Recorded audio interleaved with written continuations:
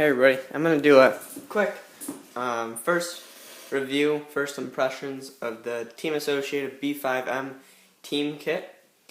I picked this up last week. I got it and I built it, and I took it to the track for practice on Friday, and I raced with it at a trophy race on Sunday. So I started out, I had the rear motor car. I love the rear motor car. We'll get to detail on that a little later. But I ordered a B5 rear motor again because I wanted another two-wheel buggy so I could have a stock and mod one. And right here is actually the B5 kit that I ordered. So I had two rear motors, and I hadn't had the mid motor.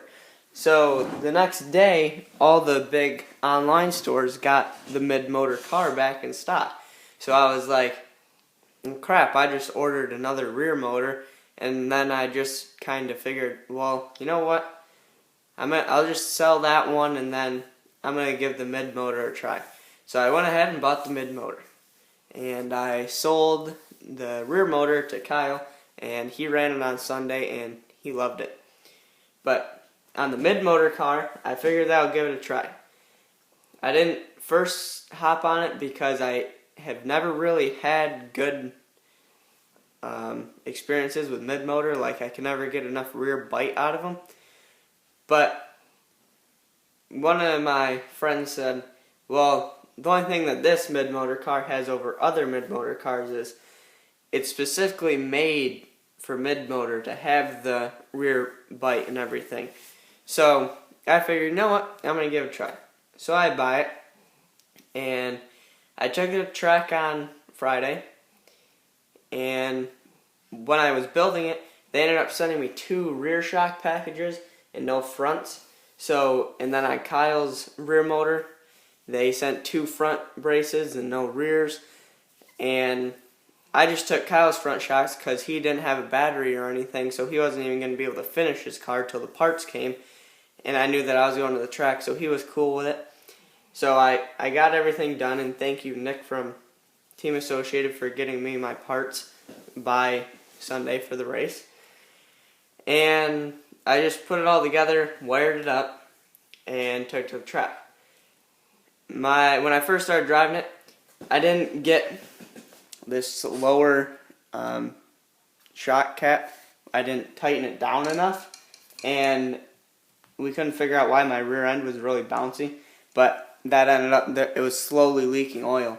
So my rear end was really bouncy, but other than my rear end being bouncy, the car worked great. So then when I got my shocks and everything from Nick for the front shocks, I gave Kyle back the shock bodies and shock shafts, and then I built another set of rears, put them on, and then the car was really good. It drove just how I expected that it was going to drive. It, of course, didn't have the rear bite. I kind of had to adjust my driving style, where I like to come into a corner, maybe like hit the brakes, and then slowly get on, and then I'll punch it. Where this one, you don't really use your brakes. You come into the corner, and you're still on it just a little bit, and then you got to roll on the throttle. So what I did with Nate from Redneck, he actually has this one, and he's kind of the reason I ended up with one. He put some Expo into my controller so that when I hit it, it kind of delays it a little bit to avoid the spinning out right out of the corner. So that was that helped out a lot. And then that was at Redneck, and then Sunday I went to the trophy race, and it was a place I'd never been before, and it was very hard for me to drive the mid-motor car because the track was so tight that it was like all 180-degree corners, and you would come in, and then you'd have to like swing the rear end around and then swing out, and it really was difficult for me to drive this just from my driving style. But I made it work. I ended up like 7th. It wasn't really where I wanted to be in mod, but it was my first time out with the car. So that's all rear traction. The one thing I did change is, let me show you here real quick. This little blue piece right here, the hub insert, normally the holes are up. I flipped that upside down to give me more rear bite, and that really did help me out a lot. And I think just my other problem was I wasn't using exactly the right tire for the track, but it was working for me. So the rear end, I'm starting to figure out. I'm kind of glad I got the mid-motor, because it's not like my rear motor car where I dropped it down and I was like, wow, I love this thing. But I dropped this one down and I was like, I love this thing. But I do have to make a few tweaks and stuff. But it definitely proves that I can make a mid-motor work. So I'm going to give it a shot throughout summer, play with it.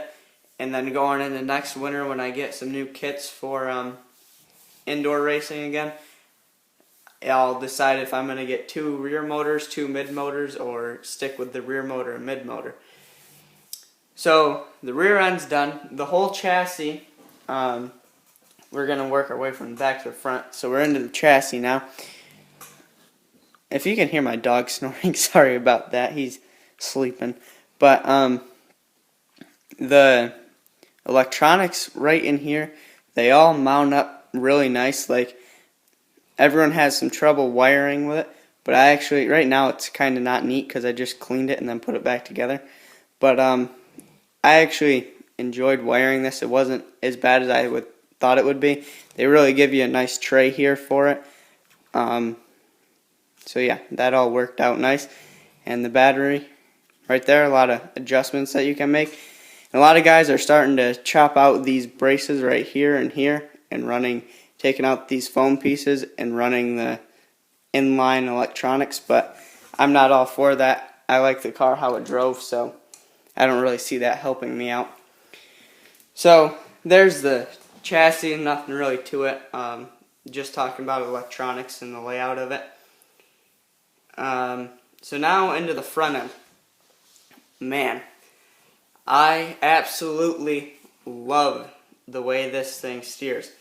A lot of guys went to the B5 rear front arms, which are flat, and the B5 rear motor front tower. But when I first drove this thing, and I brought it around the sweeper at Redneck, the B5, I ended up putting these arms and tower on it, and it helped it out dramatically. And when I came into the corner, this thing had so much steering, I was like, wow. If my B5 rear motor could steer like this thing does, that car would be the most amazing car I've ever drove. But the B5 rear kind of pushes a little bit, but this one has so much more steering because the weight is kind of pushed forward. But it feels pretty much like my B44, and I like how that has. I like a car with a lot of steering, and this car and my B44 have a lot of steering, and my rear motor has enough steering. But if I could just get it to turn just a little harder, I would be in love with my B5 rear motor even more.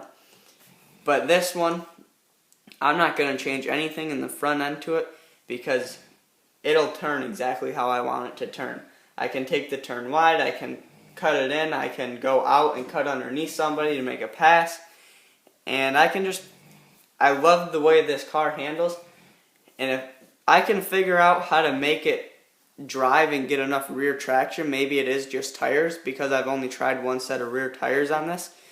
If I can make it where when I exit the corner and I can keep it straight and not really lose traction in the rear, then this car will be the best car I've ever driven.